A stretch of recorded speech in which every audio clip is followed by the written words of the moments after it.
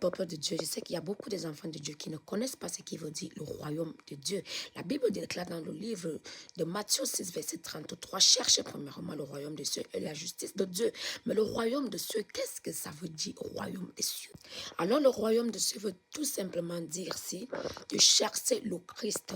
Le royaume des cieux, c'est triste parce que la Bible, lorsque nous comprenons du royaume des cieux, les gens, ils ont tendance à penser au tout d'un plan matériel, pendant la santé, seulement la paix, mais ce n'est pas ça le royaume des cieux. Le royaume des cieux est la justice de Dieu, ça veut dire, cherche d'abord le Christ, qui est le Seigneur Jésus-Christ et le Père. Lorsque tu as le Père et le Christ, ça veut dire que tu as le royaume, et tout ce qui se trouve dans le royaume t'appartient, parce que lorsque tu as le Père, tu as le Christ, ça veut dire que tu as aussi les biens et tout ce qui va avec.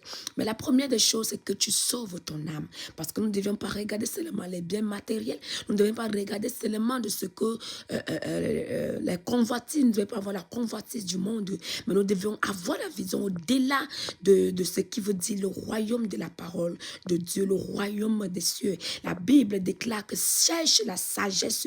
Dans le livre des Proverbes, la sagesse ne trie-t-elle pas dans les rues? Qui est la sagesse? C'est la question que nous devons nous poser. Qui est la sagesse?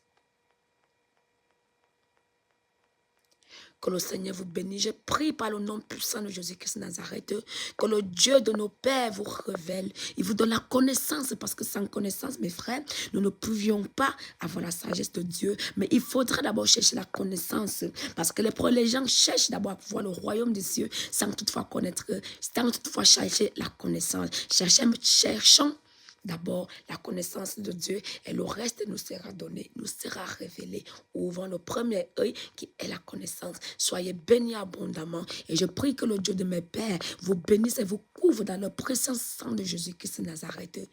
Amen.